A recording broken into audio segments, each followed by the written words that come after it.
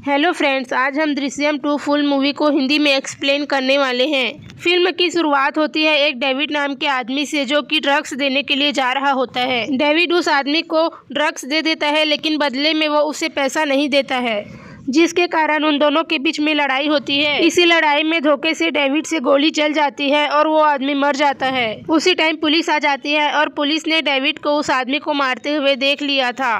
और डेविड जब पुलिस को देख लेता है तो तुरंत वह जंगल की ओर भागने लगता है। पुलिस वाले भी उसका पीछा कर रहे होते हैं। उसके बाद डेविड सीधा पुलिस स्टेशन के सामने रुकता है, जहां पर विजय को पुलिस स्टेशन से फावड़ा लेकर निकलते हुए देखता है। और आज का दिन 2 अक्टूबर 2014 का दिन है, मतलब आज ही के दिन सैम की बॉडी को पुलिस स्टेशन के अंदर दफनाया गया था। लेकिन ये रहस्य सिर्फ विजय को ही मालूम है, लेकिन हमें अब पता चलता है कि यह रहस्य डेविड को भी मालूम है। उसके बाद डेविड दौड़ता हुआ अपने घर पहुँचता है, लेकिन उसको नहीं पता था कि पुलिस वाले अभी भी उसके पीछे पड़ी हुई है और पुलिस उसे अरेस्ट कर लेते हैं। उसके बाद कहानी 7 साल आगे पहुंच जाती है, जहां पर हमें विजय की पूरी फैमिली को दिखाया जाता है। विजय की फैमिली अभी भी उस हादसे से उभरने की कोशिश कर रहे हैं। ये बात 7 साल पुराने हो गए हैं, लेकिन विजय की फैमिली को अभी भी डर है कि पुलिस वाले को सैम की बॉडी मिल न जाए, क्योंकि पुलिस वाले अक्सर स्वयं की बॉडी को ढूंढने के लिए इधर उधर खुदाई करते रहते हैं। और इन सब को लेकर अंजू को भी बुरे सपने आते रहते हैं। उन्हें कभी कभी दौरा पड़ता रहता है। तो विजय का फैमिली आज भी सहमा हुआ है और सोसाइटी से कट ऑफ है।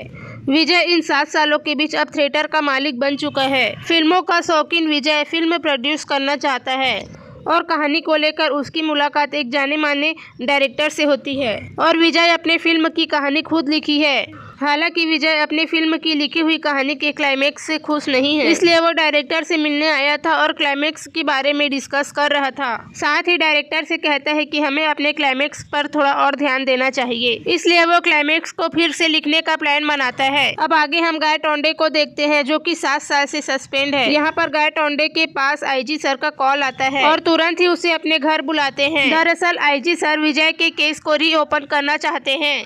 तभी एंट्री होती है आईजी सर मतलब तरुण रहलावत की। वही 7 साल पुराने केस को रीओपन करना चाहते हैं। और गाय टोंडे को आईजी सर इसलिए बुलाए हैं क्योंकि गाय टोंडे ऐसी शख्स है जिसे सारी की सारी स्टोरी मालूम है।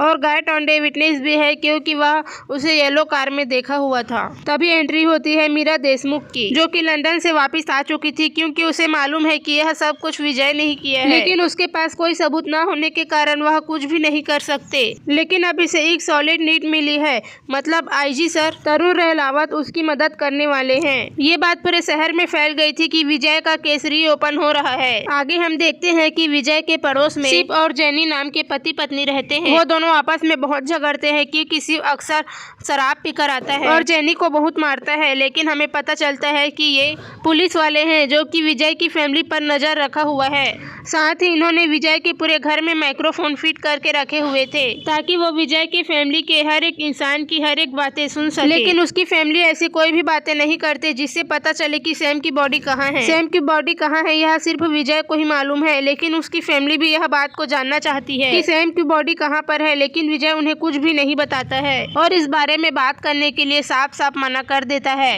अब पुलिस 7 साल पहले की इन्वेस्टिगेशन शुरू करती है और यह पता करने की कोशिश करती है कि उस रात विजय को किस किस ने देखा, क्योंकि विजय 2 अक्टूबर को सुबह 5 बजे पणजी निकल गया था। मतलब उसने बॉडी 1 से 4 बजे के बीच ही दफनाई हुई है, तो वह सिर्फ 45 किलो के आसपास ही बॉडी को दफना पाएगा। पुलिस फिर से इन्वेस्टिगेशन करते हैं, पर उनके हाथ ज्यादा कुछ नहीं लगता। तब आईजी सर यह अनाउंस करवा देते हैं कि जो भी विजय के केस में एक सॉलिड लीड लेकर आए उसे 5 लाख रुपए दिए जाएंगे। अब हम पुलिस वाले के सामने एक चाय कॉर्नर को देखते हैं, जहाँ पर अक्सर लोग विजय के केस के बारे में बात करते रहते हैं। साथ ही अब यहीं पर डेविड को भी देख पाते हैं, जो कि 7 साल की सजा काटने के बाद अब जेल से बाहर आ चुका था। डेविड ही वो आदमी है जो उस रात विजय को देखा था। आगे हम आईजी सर को देखते हैं, जो कि विजय के गार्डन में था। फिर वो विजय के घर में घुस जाता है, जहाँ पर विजय तो नहीं था, लेकिन उसकी पूरी फैमिली मौजूद थी। यहाँ पर विजय की फैमिली आईजी सर को देखकर बहुत ही ज्यादा डर गए थे, क्योंकि विजय की फैमिली अक्सर पुलिस वालों को देखकर डर जाया करते हैं। और कहीं न कहीं आईजी सर भी इसके पूरी फैमिली के चेहरे पर वह डर देख लिया था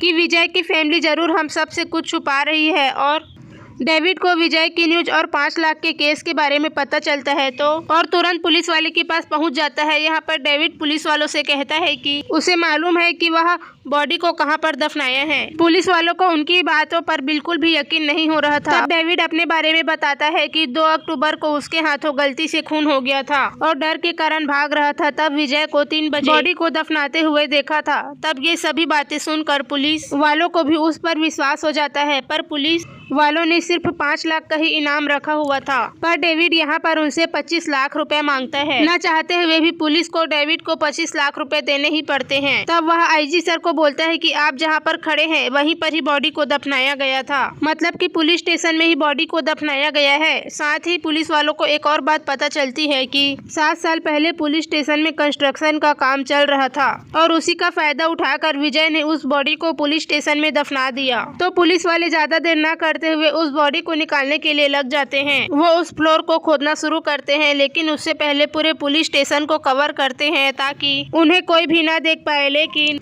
विजय को उस खुदाई के बारे में पता चल गया था, क्योंकि उसके ऑफिस के सामने एक कैमरा लगा हुआ था जिससे विजय यह सब कुछ देख पा रहा था। विजय भी बहुत डर गया था और अब उसे लगने लगा था कि शायद अब वह पकड़ा जाएगा, क्योंकि विजय अपने राज को लेकर काफी कॉन्फिडेंट था। यहाँ पर पुलिस वाले को पुलिस स्टेशन के अंदर वह बॉडी मिल जाती है। अब उसको मरे 7 साल हो चुके हैं, इसलिए उसकी सिर्फ बॉडी की स्केलेटन ही मिल पाती है और पुलिस वालों को कोर्ट से पूछने के लिए सिर्फ 8 घंटे का ही ऑर्डर मिल पाते हैं, जिसके अगले दिन वो लोग विजय के फैमिली से पूछताछ करने में लग जाते हैं, जहां पर आईजी सर और मीरा देशमुख दोनों मौजूद होते हैं। आईजी सर विजय को पूरी बात बताते हैं कि उस रात डेविड ने तुम्हें वहां पर देखा था, लेकिन विजय यहां पर साफ साफ मना कर देता है। वो कहता है कि या तो आपने किसी और को देखा होगा या फिर वो आदमी झूठ बोल रहा है। आईजी सर विजय से यहाँ पर बहुत सारे सवाल पूछते हैं। विजय अपने बयान पर अड़ा हुआ था, क्योंकि वह यह नहीं मार रहा था। तो वो लोग सच उगलवाने के लिए दूसरी तरकीब अपनाते हैं। वे लोग विजय की पूरी फैमिली को एक अलग कमरे में ले जाकर बंद कर देते हैं और उन्हें मारने लगते हैं। गाय टोंडे उनकी फैमिली को मारना शुरू करता है और मीरा देशमुख भी वहीं पर बैठी होती है। विजय सामने वाले रूम से सब कुछ देखते रहता है और जब उन्हें मार रहे थे तो वह आईजी सर से रोकने लगता है, लेकिन यहाँ पर आईजी सर कुछ नहीं बोलते, क्योंकि उन्हें पता है कि विजय का किस तरीके से मुंह खुल सकता है। और आखिर में आईजी सर की ही जीत होती है, क्योंकि विजय बोल देता है कि वह सब कुछ सच सच बताने के लिए तैयार है।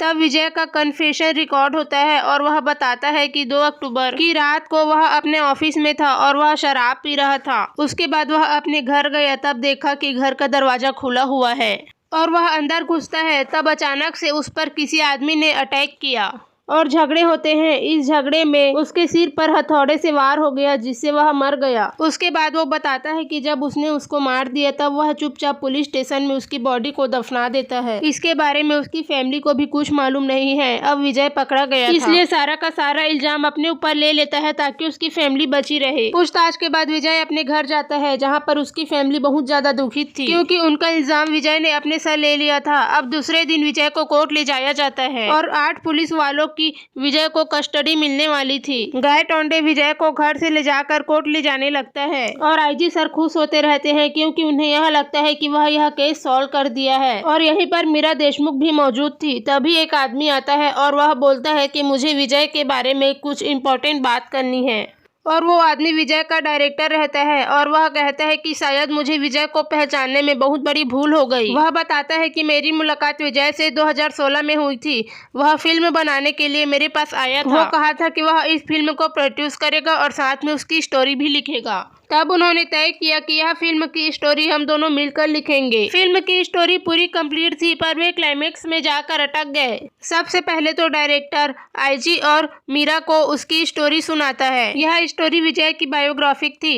दरअसल विजय ने अपने साथ और इस केस के साथ जो भी किया वह स्टोरी में लिखा हुआ था। अब विजय को इस केस के कॉपीराइट का डर था, इसलिए वह एक बुक भी पब्लिश कराई और डायरेक्टर आईजी साहब को यह बताने के लिए आया था कि वह बुक मेरे नाम से पब्लिश हुई है। अब डायरेक्टर कुछ बता पाता उससे पहले आईजी सर के पास गाय टोंडे का कॉल आ जाता है और वे बताता है कि कोर्ट में बाजी पलट चुकी है। कोर्ट में जब उससे पूछताछ हो रहा था, जब विजय से कोर्ट में पूछा जाता है कि क्या ये सब सच है, तो विजय साफ साफ मना कर देता है। विजय कोर्ट में कहता है कि पुलिस वाले उसके साथ जबरदस्ती करके यह कन्वेंशन रिकॉर्ड करवाया है। साथ ही विजय के वकील जज साहब से बोलती है कि यह पुलिस की सोची समझी साजिश है, क्योंकि जो कुछ कॉन्फ्रेंस कराया गया है वह एक नोबल बुक से लिया गया है। और उसे पढ़ने के बाद जज साहब को भी विश्वास हो जाता है कि यह सब पुलिस वालों की सोची समझी साजिश थी। अब डायरेक्टर उसे क्लाइमेक्स के बारे में बताता है। वह बताता है कि पिक्चर की स्क्रिप्ट खत्म हो जाने के बाद विजय फिर से उसके घर आता है और वह कहता है कि यह मूवी की क्लाइमेक्स पसंद नहीं आ रही है। उसने डायरेक्टर से कहा था कि मान लो अगर उसकी बॉडी मिल जाती है तो पुलिस वाले आगे क्या करेंगे। अब आगे डायरेक्टर कुछ बताता, उससे पहले फिर से गाय टोंडे का कॉल आ जाता है और वह बताता है कि इस बार तो बाजी पूरी की पूरी पलट गई, क्योंकि कोर्ट में जो डीएनए सैंपल्स मिले हैं वह डीएनए सैंपल सुमित देशमुख की बॉडी से मैच नहीं करता है। इससे ये साबित होता है कि जो बॉडी मिला हुआ है वह सुमित देशमुख का नहीं है बल्कि किसी और की है। तो अब आईजी सर उस डायरेक्टर से ये जानना चाहते हैं कि आखिर उस फिल्म का क्लाइमेक्स क्या था। तो डायरेक्टर उसे बताते हैं हीरो को मालूम था कि पुलिस वालों को उसकी बॉडी मिल जाएगी, इसलिए हीरो ने पहले से ही इन सब का इंतजाम करके रखा हुआ था। विजय जब से समीर की बॉडी को पुलिस स्टेशन में दफनाया हुआ था उसके बाद से वह समीर देशमुख की हाइट और उसके एज जितनी बॉडी ढूंढ रहा था। तब विजय की मुलाकात एक आदमी से हुई थी जो चर्च में काम करता है और उसी के बाजू में लोगों को दफनाया भी जाता है। विजय ने उस चर्च वाले के पैसे से मदद की थी, जिसके बदले में उसने एक लड़के के स्केलेटन उसको पैसे में दे दिए। ये स्केलेटन सिर्फ बदलने थे और जहाँ पर डीएनए की रिपोर्ट चेक किए जाते हैं वो दिन में किए जाते हैं। तो विजय मौका पाकर समीर देशमुख के स्केलेटन को बदल देता है और समीर देशमुख के स्केलेटन को वह डिस्ट्रॉय भी कर देता है। विजय के खिलाफ कोई भी सबूत नहीं होते, इसलिए कोर्ट उसे बाइज्जत बरी कर देती है और फिर से विजय की जीत हो जाती है और यहीं पर मूवी की एंड हो जाती है। फ्रेंड्स, उम्मीद करते हैं आज की वीडियो आपको पसंद आई होगी। अगर हाँ तो वीडियो को लाइक कर देना और चैनल को सब्सक्राइब कर देना। मिलते हैं अगली वीडियो में।